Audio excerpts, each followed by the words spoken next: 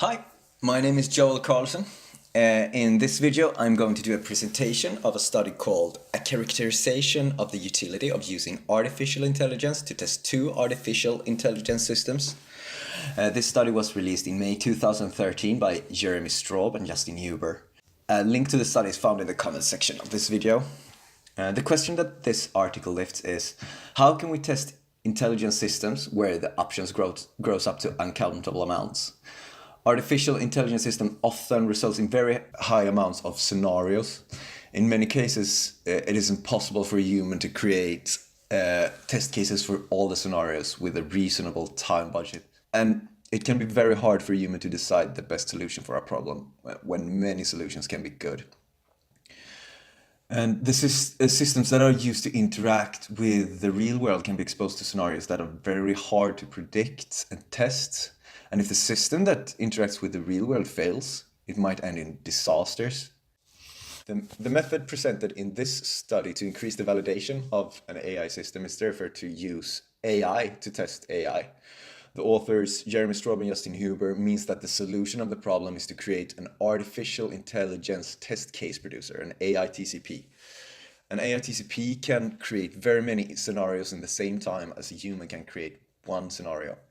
The AITCP could start from human-generated test scenarios and then create changes to it. This paper they will test experiments with testing a system that is a maneuvering and collision avoidance system. In real-world scenarios, this system maneuvers with task-driven movements, but during these tests, the movements are random. Every time an obstacle occurs, a new direction is selected. There is also a small probability of a random direction change during each movement. The AI system under test gets tested in both 2D environment and 3D environment for airborne vehicles. Both environments are tested with 1 and 2 test actors. An AR test routine is created for each experiment, an ARTR, and the goal is to get the system under test to cause a collision, but not to actually collide with the system under test, but get as close as possible without causing the actual collision. And the results is that for a human to do one test with 500 moves in a 2D environment took an average 2 minutes. An AI tester did 5,750 tests with 500 moves in 1 minute. When letting the AI tester do 4 suites with 2,000 tests for each suite and 2,000 moves for each test, the average amount of time was around 7 minutes. And it actually reported errors when run on a system with known errors. When adding a second AI-controlled actor in the 2D environment and run the tests, the total amount of time only increased with 3 seconds. And more collisions were reported when using 2. The small increase of time is probably because of consolidation of redundant tasks and because of a single rendering process.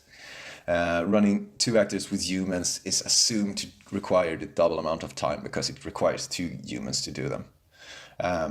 When running the test in a 3-dimensional environment, the time required was almost the same, and the tester actually reported collisions with the system that was believed to be good. Humans weren't able to conduct the tests because they had trouble to navigate in the 3D environment, because the 3D environment is rendered by showing different colors depending on the distance of the object.